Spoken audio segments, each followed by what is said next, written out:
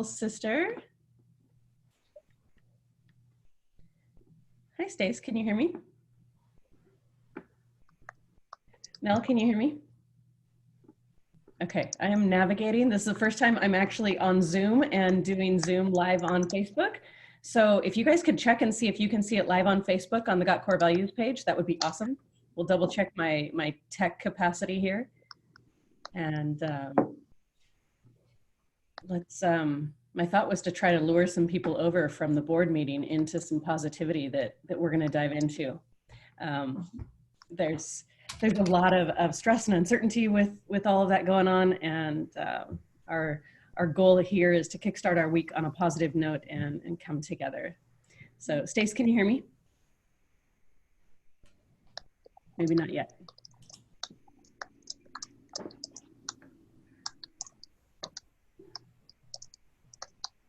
Okay.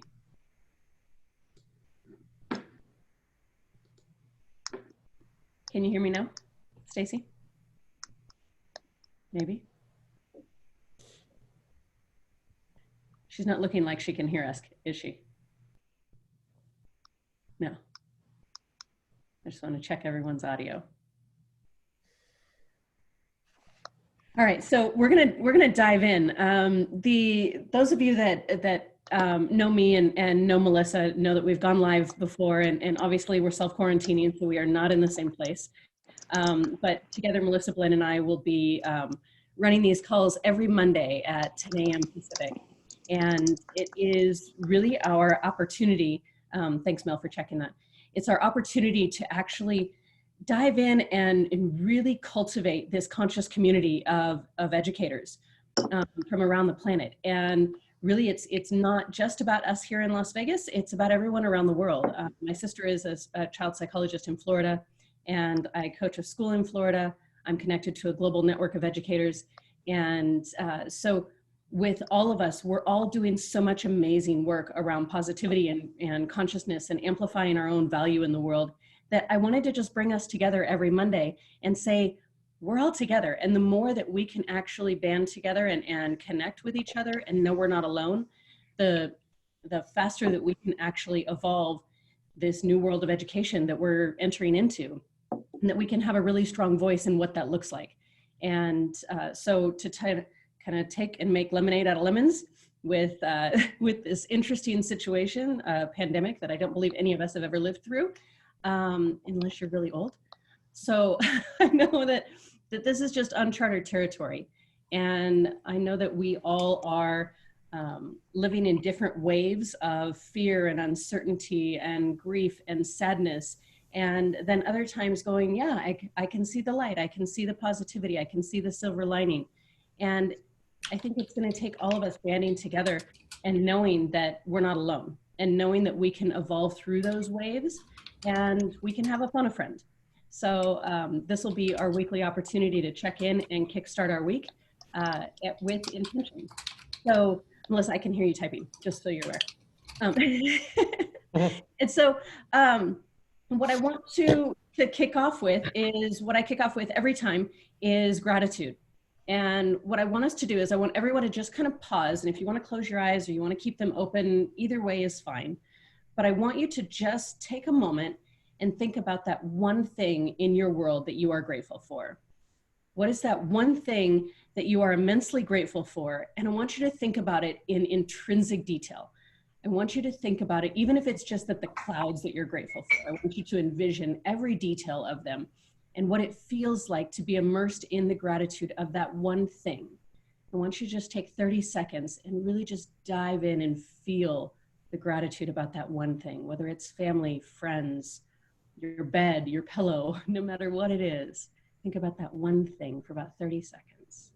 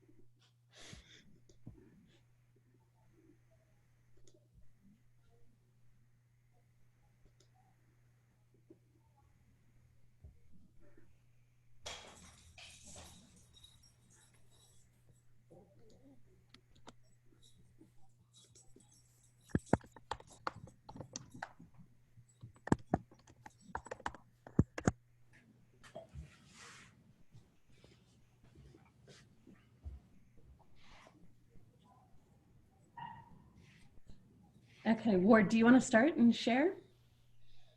I'm grateful for a lot of things, actually. I'm grateful that I still have my health, that I'm not sick.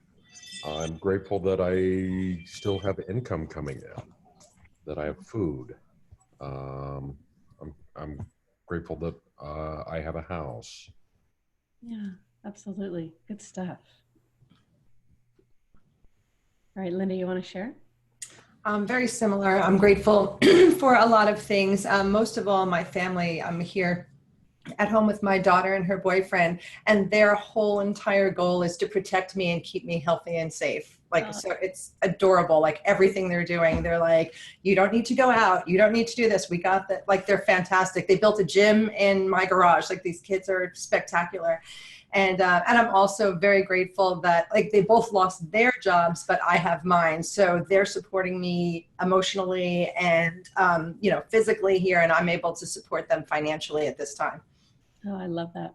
I love that. It's all about community, right? Mm-hmm. Beautiful. Stace, you want to share yours? I'm just grateful for all of this technology that allows us to stay connected. I think we've all joked along the way about if this were to have happened during our senior year of high school, disconnected we all would have been. So I'm just very, very thankful for that. Very thankful to have all the kids home. We're learning how to be in each other's spaces now that they're young adults. So that is a new adventure. Yes. Yeah, absolutely. Good stuff. And I love that we were able to have our family Zoom as well and connect with each other. So even though we're spread out across the country, we're able to do that. And teaching our parents how to use Zoom is fun. Melissa, what about you?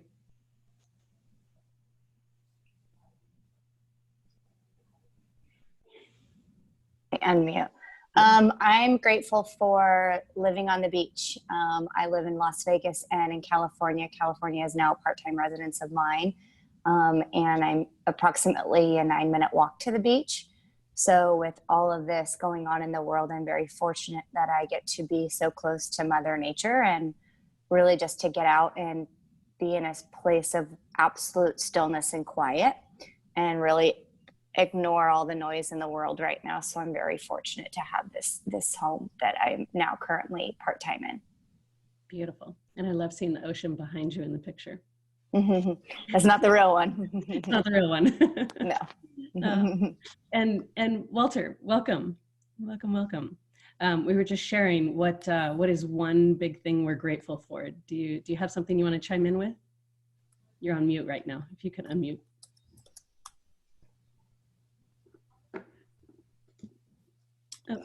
I'm fortunate to be here, I guess, yes. with my family and safe.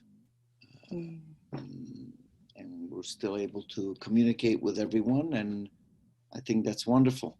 It wouldn't be this way maybe 100 years ago. So I'm very happy and fortunate that I have a group of colleagues that feel like a family. That's wonderful. Yeah, absolutely. And this is a time when our communities, our school communities especially, are really coming together. Yes. And able to breathe for a moment. And, yes. Each other as humans first, which is a blessing in the crazy. So, Jasmine, welcome. Do you want to chime in and share something you're grateful for?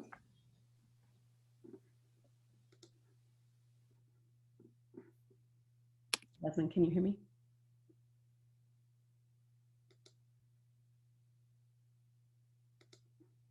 Oh. Okay, so Jasmine, when you get a moment, if you can unmute and chime in with what you're grateful for, that would be awesome. Meanwhile, I wanted to share a little bit about the intention for these calls. I started sharing that a little bit through our newsletter and through the posts that we've been doing. But really I have been working in education for the last 10 years, working on leadership growth and development and helping our schools to become a great place to work, and focused on creating the core values of the entire school community so that everyone can be on the same page and rowing in the same direction with this unification and this stability and consistency. And some of the schools that I've worked with, we've seen incredible results, increasing graduation rates by 30%, increasing teacher retention by 20 to 25%, increasing school spirit and student attendance. And a lot of that work can continue even though we are not physically in the same place. And so what I wanted to do is really kind of bring the community that I've been working with in schools in pockets, and I wanted to bring you all together and be able to connect you all and let you all know that there are many of you that are focused on positivity, that are focused on solutions, that are focused on actions, and that you are focused on hope and not getting marred down by the vice grip that is around your head in the current system of education. There is so much that is good, that is amazing, that is happening. And it's going to take those of us that are conscious and amplifying each other's value to actually raise that vibration of education and to shift it. And I think we can use this unfortunate global pandemic to band together even stronger, even though it's via Zoom or Facebook or whatever it is, however we're connecting via technology. But we can come together and realize that we are a really strong, robust community. And so I wanted to create that platform and have us start every week with Magnificent Mondays and focus on that Mondays can be magnificent. Mondays can be this amazing start to your week. It can be an opportunity for you to reset and design your week with intention. And what is that going to look like? And how do you set yourself up for success? So Melissa and I have been working behind the scenes actually for a year now. And the time that I've been spending in schools and traveling and all of that has taken away from some of this that I've been wanting to build. So I am using this as an opportunity to really dive in and build this conscious global community of educators who can tap in to this life source for all of us. And we are going to be shifting the platform. It's not going to be on the Got Core Values page, because Got Core Values is the program that I've been running in schools to create a positive culture.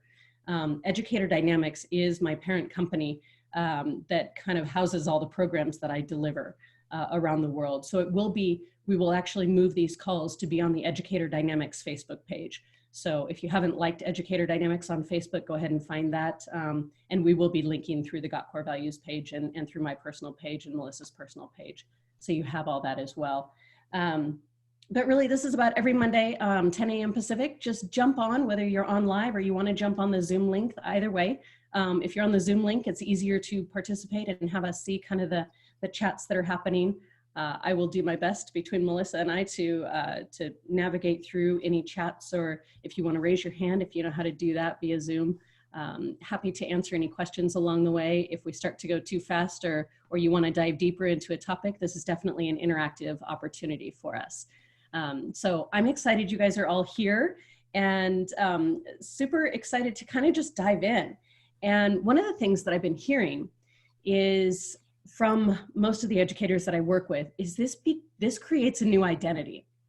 You all are caregivers at your core. And even if you're not an educator, a classroom teacher educator, but you happen to be working in a school, or you happen to be supporting a school, or you've been doing homeschool, or you're just passionate about education in general. Maybe you support a nonprofit that supports education.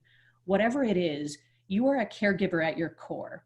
And with that comes this new identity when you are put in self-isolation, when you are put in an environment where you are now with your family, where you can be a caregiver. Maybe you're living on your own and you just have fur babies that you're taking care of. Whatever it is, it's about a new identity. And what I'm finding is a lot of people are not recognizing that that's kind of the core to get back to, okay, let me just take a small step back and go, wait, who am I? Who did I dream to be at this point in my life? What is that original dream? What was that I always dreamed of where I would be at this point in my life? So if you can all just take a moment, and whether you want to think about it or you want to write it down or you want to type it into your phone, just think about what is that word or phrase of what that was when you dreamed about this point in your life. And I'm not talking about during the pandemic. I'm talking about this point in your life, whatever age you are, wherever you're living, whatever that is. Think about, what was that original dream? what did you want it to be? And if there's any of you on this call that that want to just chime in and share. Ward, do you have something? Where I'm at is not where I thought it would be. If that makes sense. What was the original dream? What was the dream of where you thought you would be? I thought that I would continue to be married and the family would be intact, and it isn't. Yeah, got it. Where did you think you would be professionally? Professionally, thought it would be a little bit further. I thought that I would probably have my doctorate by now. Okay. And what core feelings did you think you would have about those things right now? That's tough. Yeah. So just think, for each of you, think about that for a moment. Because we think about the things on the outside, but sometimes it takes thinking about what were the core desired feelings that we were seeking. Was it peace? Was it connection? Was it happiness? And if it was happiness, what does that mean? Like if you look at we're mirroring Italy. So Italy. I'm hearing someone talking about Italy in the background.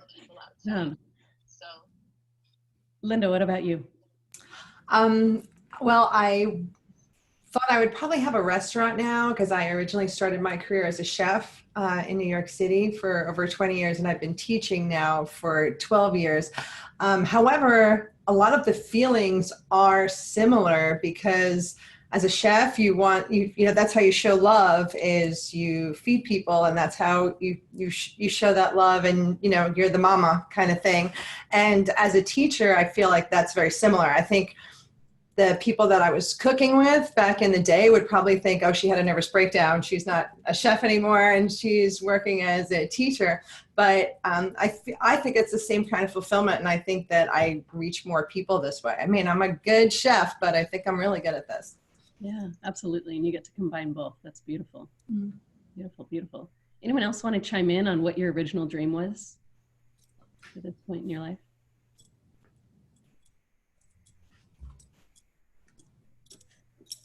I can check in. Hi, Mom. Hi, babes. How you doing? Good. I call you on the phone. You don't call me back. I don't know. Say hello just to everyone there.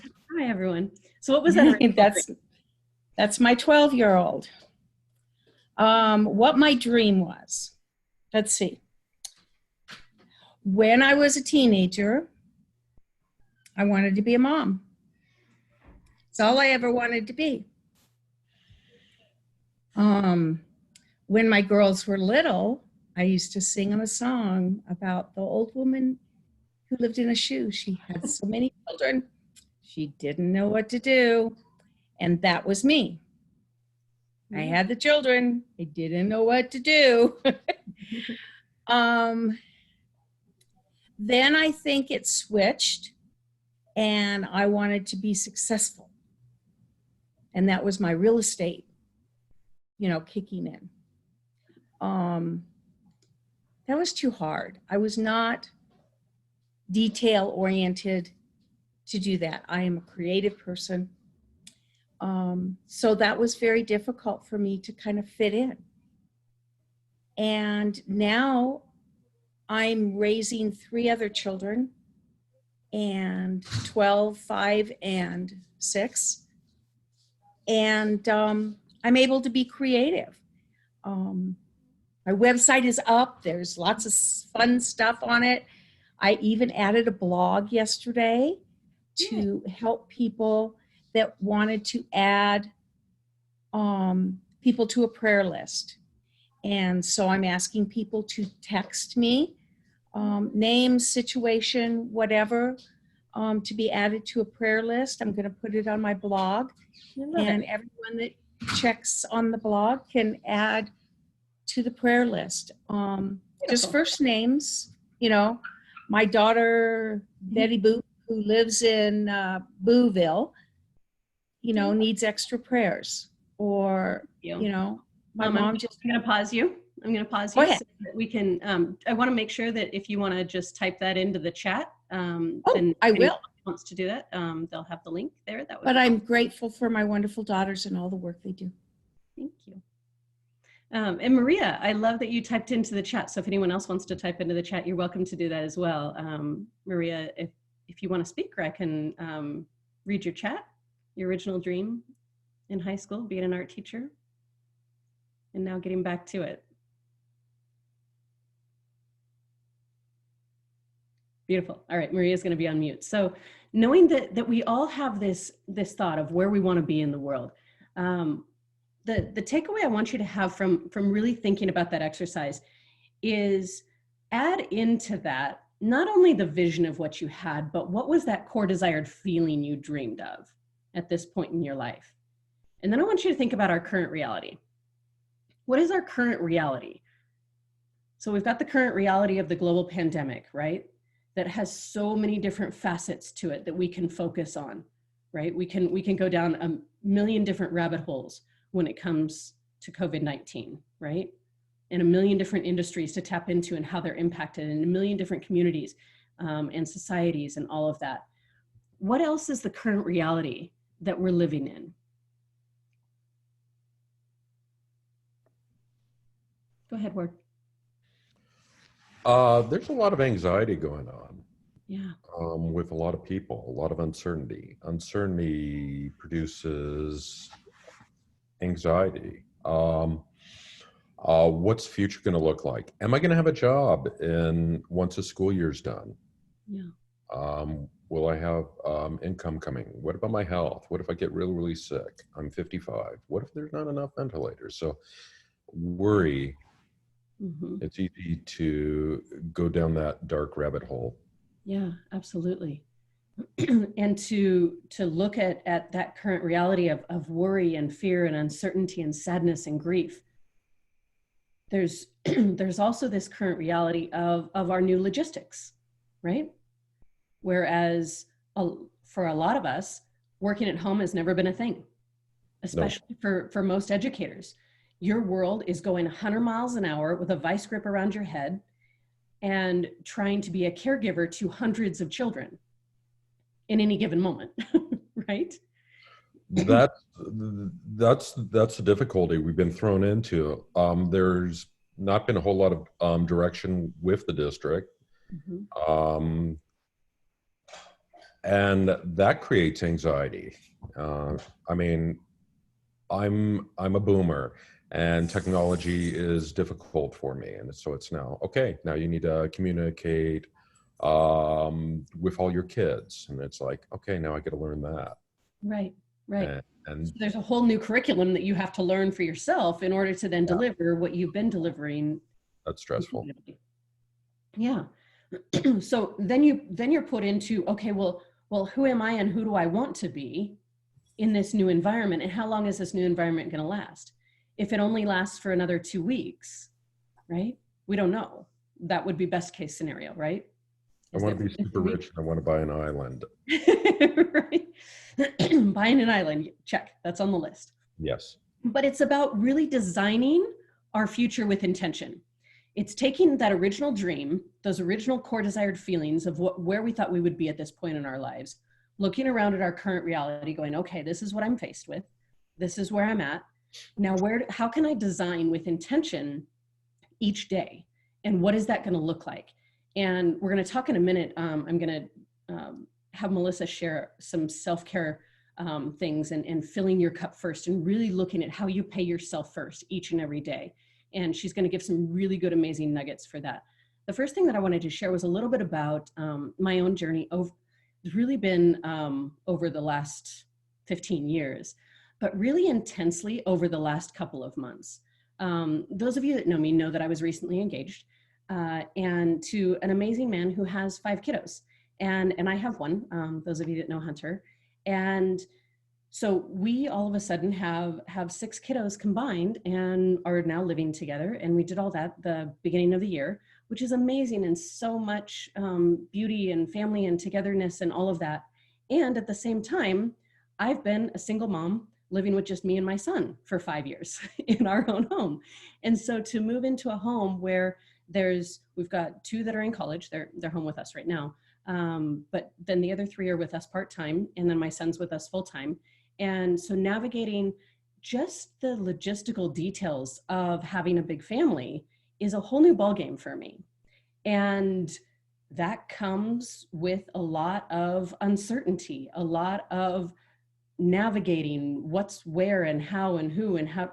And then, you know, for Kendall and I to connect, and how does that impact our relationship, and what does it look like to navigate through co-parenting and blending and all of the pieces and parts. And then you layer onto it, we each have our own businesses. We each have big extended families. We each have all of these different moving pieces and parts to our lives. And fortunately, we both went into this relationship very conscious, with the intention that we would grow and evolve and have conscious conversations through it, no matter how hard it got. And over the last couple months, there have been some times when it's gotten really hard. And it's gotten to the point where, you know, we've both been sick at different times. And I believe that stress contributes to illness. It manifests itself physically. And we both ended up in that space. And before COVID-19, I ended up with a really bad head cold for a couple of weeks, and it lingered on, and it was not COVID-19. I didn't have the fevers or anything like that. But I definitely was just feeling the stress and pressure of really changing my entire environment, from just my son and I at home with my business to now a house full of people with dinners and energy. And, you know, you've got 6 kids ranging from 12 to 22 that all have their own energy and everything that they bring to the table. And so what Kendall and I did last week, which was really a good grounding exercise. And so I want to share it with you guys. And it's kind of intimate for me to share, but I'm going to do it anyways. I don't normally share this depth of personal stuff, but I think in this environment, we are all in this space where we're at home. We have kids coming and going when we're on calls. We have different noises in the background. We have all this stuff going on. And so I wanted to take a minute and kind of share. I got this huge whiteboard quite a few years ago, and it's kind of like my it's a prized possession. When we were moving out, I'm like, don't break the whiteboard, because it allows my brain to really think big picture. And so what I wanted to share was that Kendall and I kind of broke down what are the buckets within each component of our life. So we've got our home component, and then we've got Kendall's work, and then we've got my work. And what are those big buckets? And we literally did this in 20 minutes. It didn't take long. And you can do this on a piece of paper. You can do this on your own. You can do this with someone that you're living with, whatever it is. But to get on the same page with those of you that are kind of leading your life or leading your household, whatever it is, whatever that partnership looks like, whether it's a roommate, whether it's a spouse, whether it's a significant other, no matter what it is, or if you want to just do it with a best friend over the phone.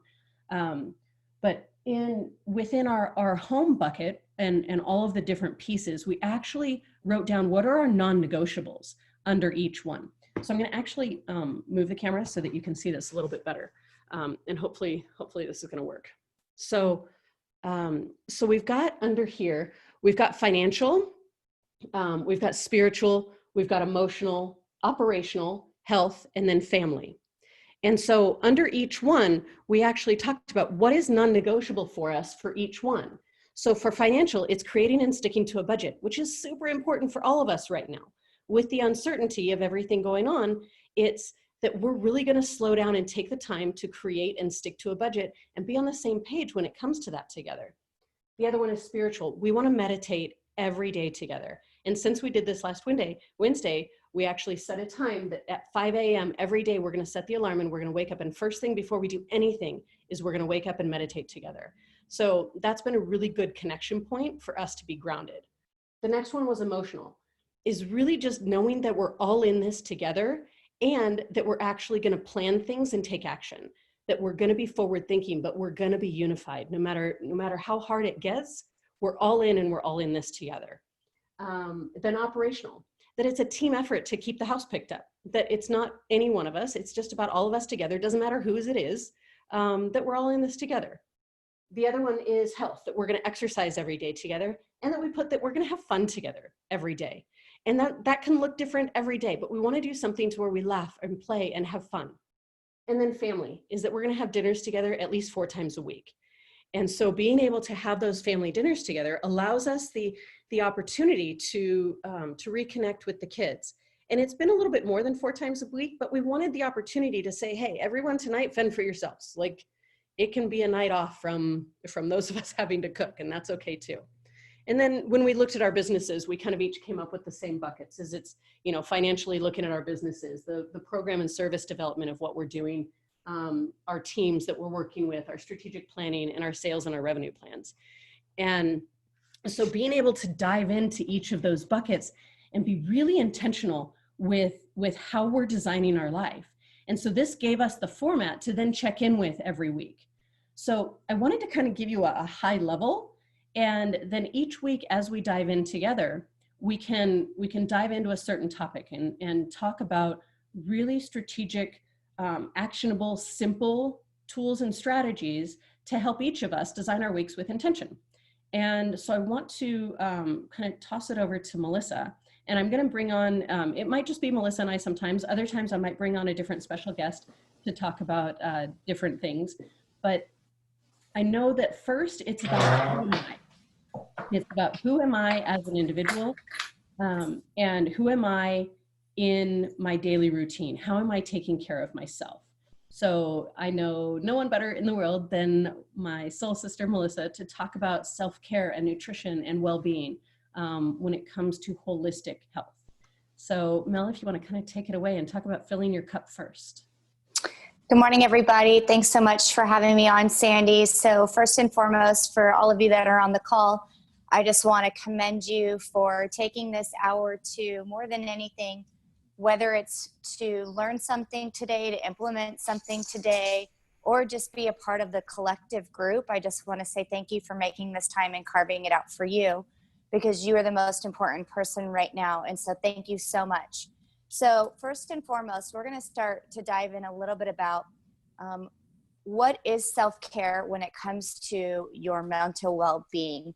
So my background, for those of you that don't know me, my background is I am a holistic nutritionist, neurolinguistic programming certification coach, as well as an executive lifestyle coach. My background in health and wellness is going on close to almost 20 years now. And so this is a topic that I'm extremely passionate about. And when I got into working with Sandy through Got Core Values and working with educators like yourself, and whether you're not an educator or not, it was really with the intention of what I noticed collectively as a whole is that we have so many amazing people out in the world as leaders doing amazing things and helping people and inspiring people. But the common denominator that I found collectively was that 9 out of 10 of those individuals, they were falling short when it came to taking care of their well-being. And that was sad for me. It was sad because it was like, wow, these people are amazing, highly intelligent individuals, but what was falling short was their ability to say no and yes to themselves first. And so today what we're going to talk about, I'm going to go over a handout, and when the call is over, most of you, I do have your emails. For some of you that are on Facebook Live or currently on this group, I do need your email. So if you could kindly either place your email in the chat group, or if you are on Facebook, leave us a comment in the Facebook with your email. So the handout that I'm going to go over with you today, when the call is over, I will make sure you guys get it. So it's a tangible worksheet for you. This worksheet is going to be part of my upcoming Epic Self-Care program around mind, body, and soul. And today we're going to talk about the mind. So before I dive in, I just actually would like a show of hands. How many of you have a current practice around filling your mental cup at some point in the day? So raise your hand and show me if you are doing anything to work on your mental, emotional well-being on a daily basis. And if you're not, that's okay. But if you are, raise your hand. Yay. I'm seeing people. Awesome. Great. So, and for those of you that are not, that's okay too. You're on the call and that's the first step, right? So when we talk about self-care, a lot of people perceive self-care more, they look at it more around the physical aspect, right? Whether it's exercising, going to the gym, and they look at it more physical. Well, when we talk about self-care is actually an umbrella with so many parts and pieces. You know, think of a spoke of a wheel, right? So you have self-care in the middle, and out of those spokes are different pillars of your well-being. And mental is one of the most important pieces of your mental or of your physical self-care and your health overall. So what I want to talk to you and kind of pivot you guys into doing is this little activity. And the first thing that I want to talk about is, in order to having a plan in place like Sandy's talking about, the most important thing that we're going to start with is step number 1. And step number 1 in cultivating an epic self-mind is really understanding what is the core desired feeling that I want my mental state to be in. And I'm going to give you a couple of words, and then I'm going to give you the opportunity to write either one of those words down that I give you, or write one down that you decide you want on your own. Okay. So the first step is we want to identify what is the core desired feeling that I want to obtain when it comes to my mental well-being. Because right now, in a world where there is chaos around us 24/7, it can easily get us off kilter by spending 20 minutes watching television. You know, I heard Ward say there's a lot of anxiety, there's a lot of depression, there's a lot of fear. And be aware what you focus on mentally does have the capacity to expand. And let me say that again. What you choose to focus on mentally over and over will expand. That is why making epic self-care a practice around your mental well-being every day is extremely important. Because what will happen is over time, if you choose to not take care of that piece, you can have signs of anxiety. You can have signs of depression. You can have signs of any form of a mood disorder. So that is really important why we're talking about filling your cup first.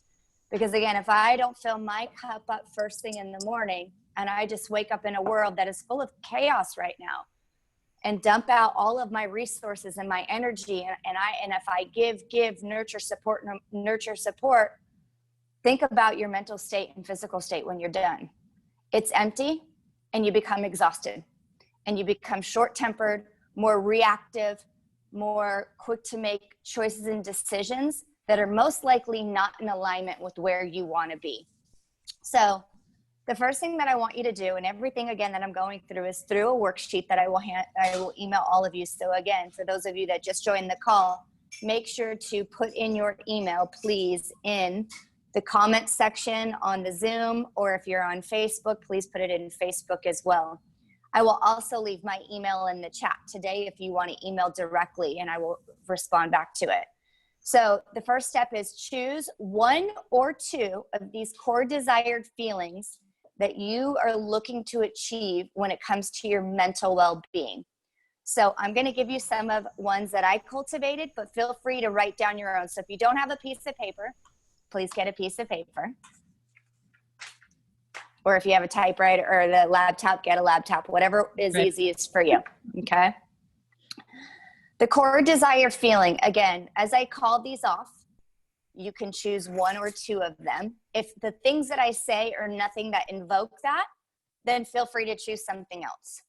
So the core desired feelings are calm, centered, focused, clear, fucking sanity, I use the F-bomb, and then simplicity.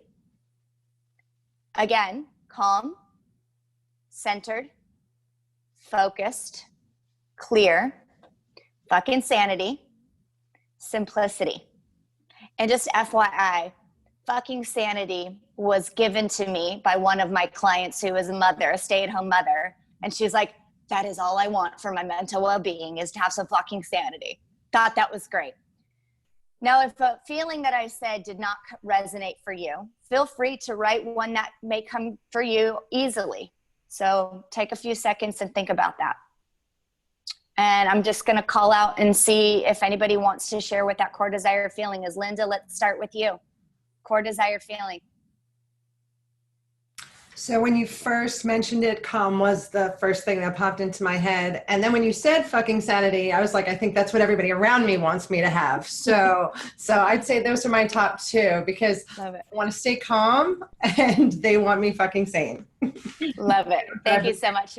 Love it. Thanks for sharing more. Do you want to go ahead and share yours?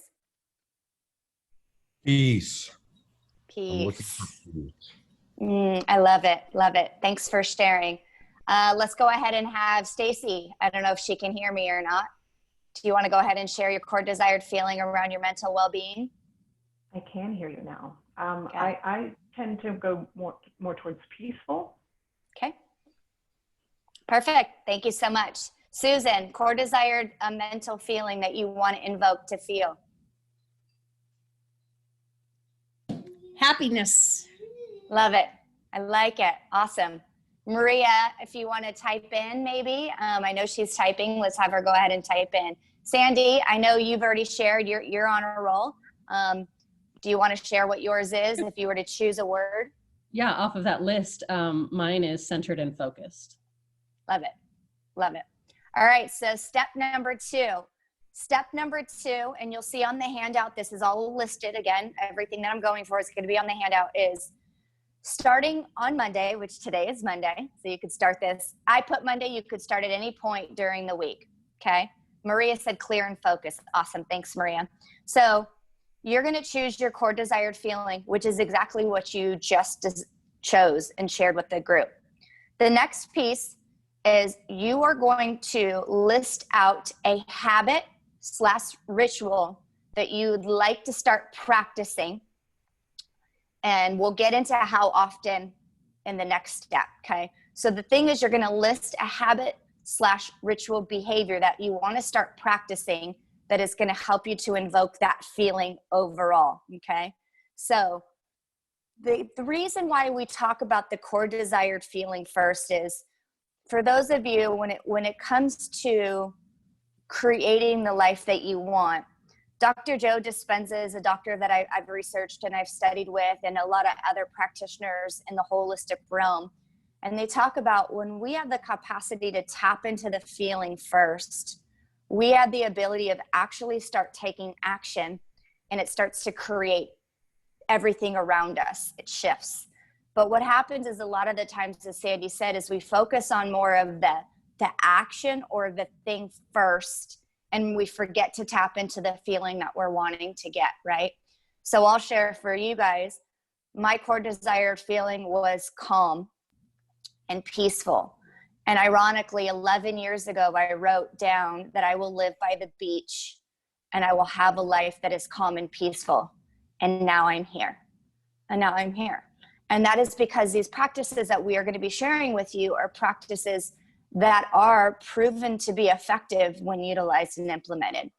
So when you talk about number two, the habit and the behavior, I'm going to list off a couple. Again, feel free to choose one of those that resonates for what you are looking to do. Again, this is a habit/behavior or a ritual. So some of them are spending 10 to 20 minutes in quiet time alone, 0 distractions, completely. Taking a walk in Mother Nature, meditate or pray. It could be either one, whatever resonates for you. It could be guided. It could be in silence.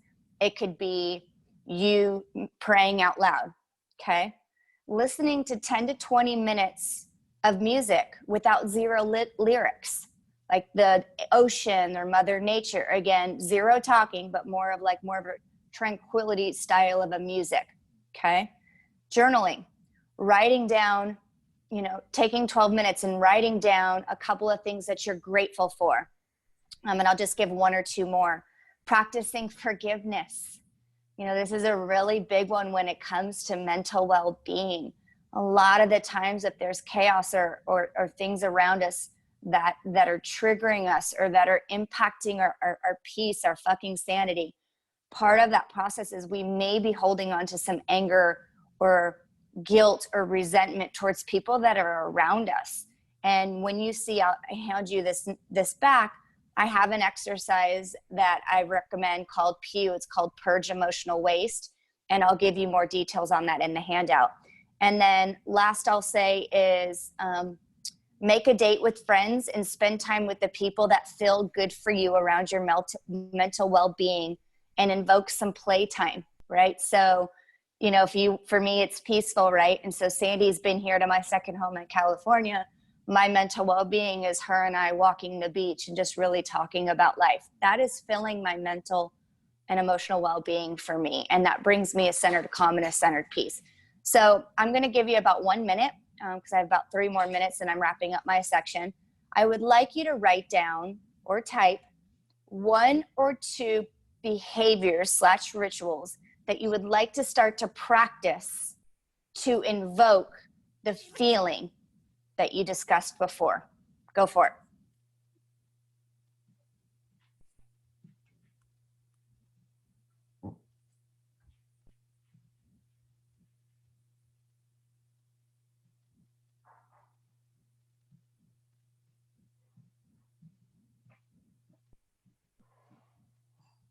And one of the biggest things that I would invite you to as you write the habit / ritual down is you can be already doing this.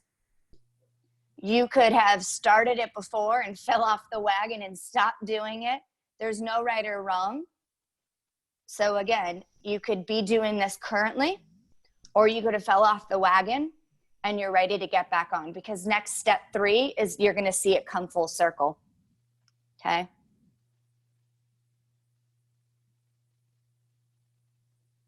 Actually, step 4. Okay, so here's the next step. Practice it. Practice this behavior and ritual.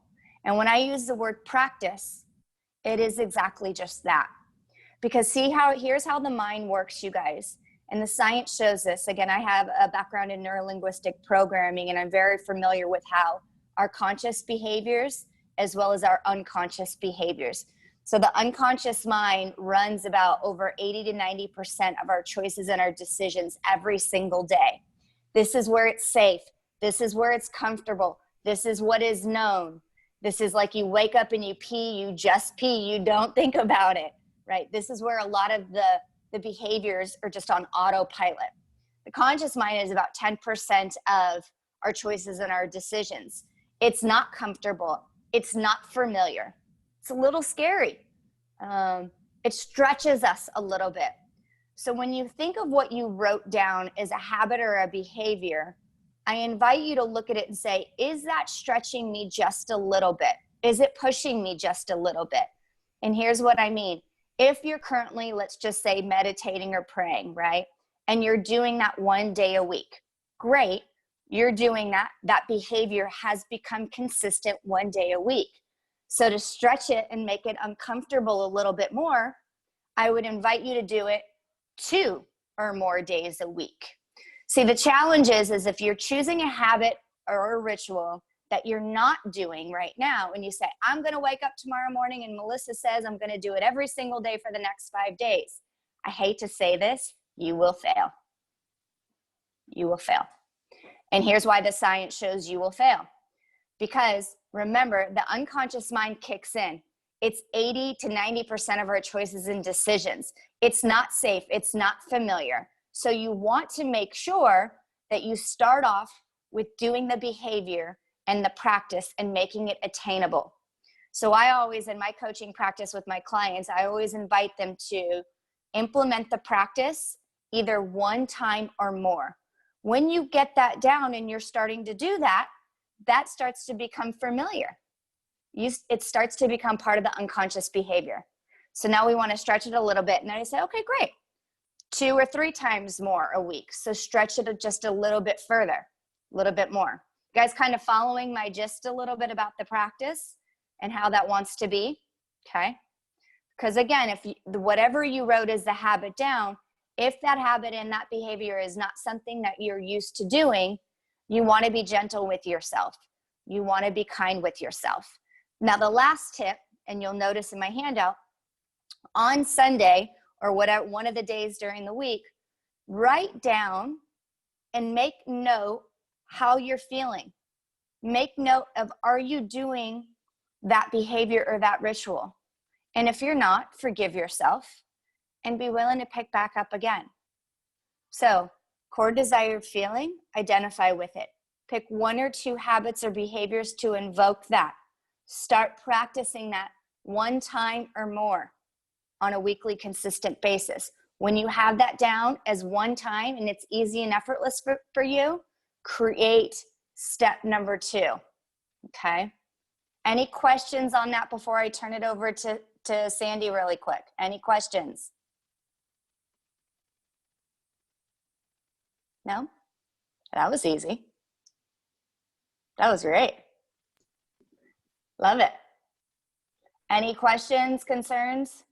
So the biggest thing that I would invite you to, and I'll turn this over to Sandy, last but not least, is when right now with being at home and you're not in your school environment, right? I would invite you to start practicing and creating a commitment for the new norm for you around what your future holds or what you want, right? So right now, being not going into a school environment, you don't have to be at school or be where you're at maybe, or work. For those of you that aren't in school or work, you may not have to be at work at 8 o'clock in the morning. I invite you to start practicing something a little bit different while we have this time to slow down and connect to yourself.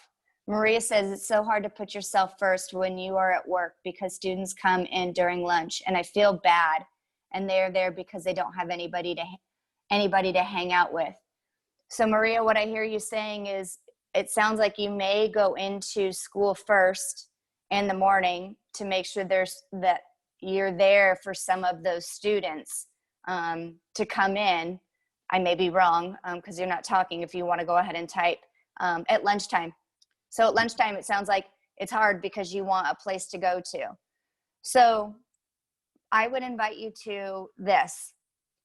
If whatever you're choosing for your mental well-being, for you, if you feel like during that lunch break, you need a little bit of a pause to kind of fill your mental bucket up, I invite you to start just 1 day a week keeping your classroom closed.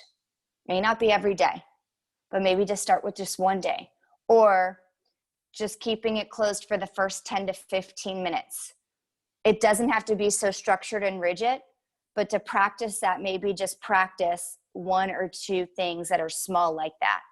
So I hope that helps. And if you want to continue that conversation, Maria, we can do so after this call, because I really want to be due diligent for the time that we're on. And really just start small, you guys, and really more than anything, it's learning to say no and saying yes to yourself first. That's the most important thing. Thank you so much, Mel. And Maria, to add on to that, another piece, if you find it challenging with your big caregiver heart, wanting to be there for those students, is invite them in to your rituals. Invite them into the space that you are creating. If they're coming in during lunch hour, when it's normally a time for them to be out with their friends and normally a time for you to kind of catch up on some sanity time, create the environment of sanity time so that if they are coming in, they're coming in and creating that same space for themselves. Maybe you set up different workstations to where you can still get that time for you. So it is about taking this time to design and create what is right for you and committing to it now. Because if you can commit to it, here in Nevada, we're on 30 days. Like we've probably got, 25 left? If we're still going to be on that timeline, and who knows. But it's about taking this time, and like I was typing in for Linda as well, it's about taking this time to design it around what it would normally be like if you were in school. But during those traditional school hours, you've now got the time to, whether it's connect with your students, whether it's to design some different lessons, whether it's to do some of those bigger strategy things or creative things that you want to do. But the time before and after school, take this time where you've got the opportunity to slow down in order to really create your habits, behaviors, rituals to pay yourself first for you that become non-negotiables in your day. If you take the next 21 days, that it is a non-negotiable to pay yourself first. You come up with what are your non-negotiables? Like I talked about in the beginning, Kendall and I came up with what are our non-negotiables together, because he and I wanted to be on the same page with them so that we can honor each other's non-negotiables as well. So it's about letting your family members know who are in the home with you, if you have other family members, and saying, these are my non-negotiables. These are the things that are really important to me. If you want me to be sane, then these are the things that that I need in order to do that. And this is how I'm going to structure my day. Because it's super easy, like Melissa was referencing, to go down a Facebook rabbit hole, or to go down a news rabbit hole, or a binge watching rabbit hole, or a reading a book rabbit hole.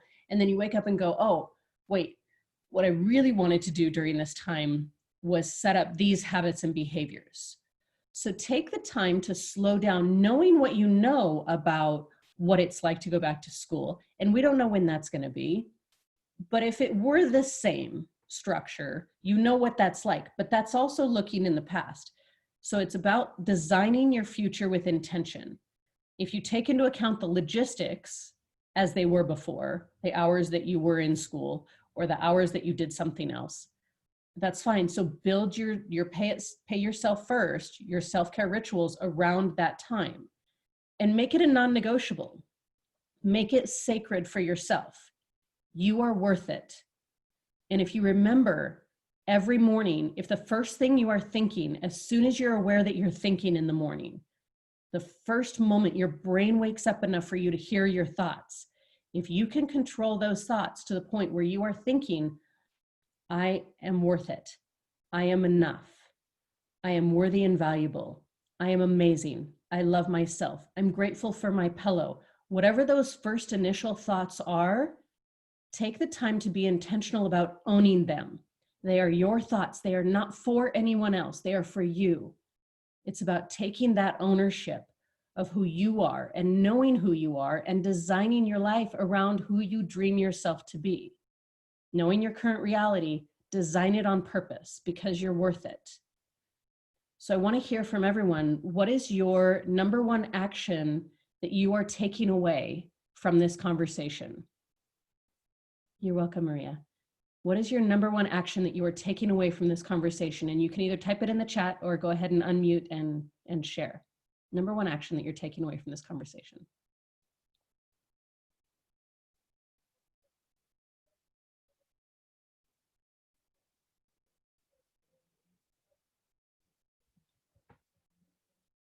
Who wants to go first? Ward, go ahead. I'm going to be kind to myself and stop beating myself up. I love it. I love it. Beautiful, beautiful, beautiful. Thank you for sharing. Linda, what about you? We're going to go around as I see the Brady Bunch.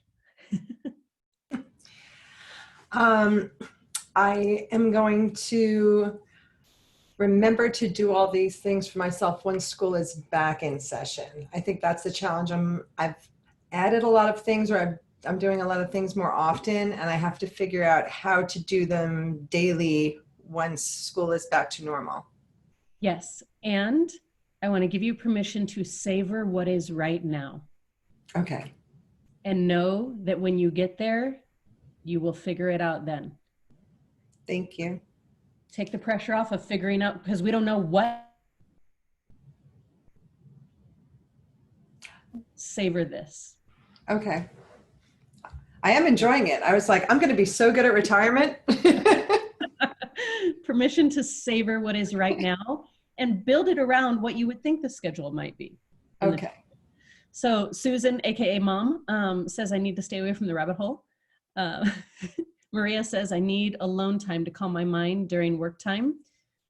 So Maria, build that in for yourself. You deserve it. You are worth it. And when you teach the kiddos that they need that too, it's an invaluable life skill that you can give them. Is they walk in and you give them the shh, and they should know that this is the expectation. These are the boundaries around what's okay and what's not okay when you come in here during lunchtime, because you deserve it. All right, Melissa, you want to share yours? I'm super fortunate, a lot of these things that I educate and talk to a lot of people about, I do very religiously. because this is my line of work. It's the most important thing that if I am not paying myself first, I am physically incapable to being of service to other people around me in this line of work. And so for me, my meditation practices are the most important practices for me. And currently I do 1 time a day, but I've recently, with everything going on in the world right now, where I live, my roommate has a television and he watches CNN a lot. And so when I'm working, I purposely plug my earphones in. But for me, it's taking a mental break in the middle of the day and I'm going for a walk and listening to a guided meditation. So I'm breaking up my day in the middle of my day, because seeing and kind of being in an environment where there's a little external noise that I'm not used to, I'm purposely getting out and walking and listening to meditation. So that's something that I've incorporated in. I'm getting around 20,000 steps a day, and so I'm happy about that. I'm getting my physical cup filled as well as I do that process. It's easy. Remember, go take a 5-minute walk. It doesn't take long, but get up and move. Like we're energetic beings. We need to physically move our energy. And I see that we have someone joined in. I just don't know your name. I just see your phone number popped up. So if you want to unmute and share your takeaway from our conversation.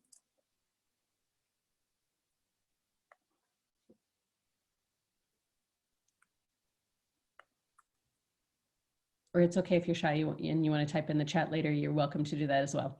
So I so appreciate each and every one of you showing up today. I do want to be mindful of your time that you can savor and focus on what you can control. Focus on knowing that the energy that you put out, the energy that you are thinking about, and how you are connecting with yourself and those around you is creating a vibration in our world.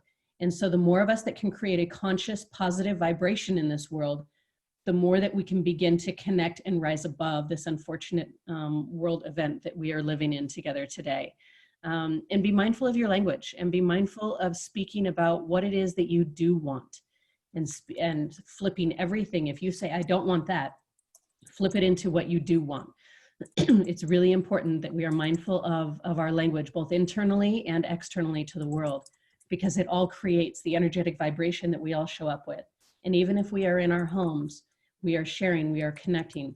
And the more positive energy that we can share in the world, the more that we will get through this together. So I thank you all. Please remember to drop your emails into either the chat or email Melissa at, it's melissa@gotcorevalues.com, all spelled out. You can email her, or you can email me at sandy@gotcorevalues.com as well. Sandy is SANDI. And I look forward to having our magnificent Mondays every Monday, and we will tap into a different topic. Hello, Teresa. Thank you for joining us. We are recording this, and so we will be posting the whole recording on as well, so you can listen to the entire magnificent Monday masterclass that we are having. So if any of you need anything in between, feel free to direct message either Melissa or I. We are here at your service during this time. Both of us are all about giving and adding value into our communities and doing it all for free for you, especially at this time when everything is financially uncertain.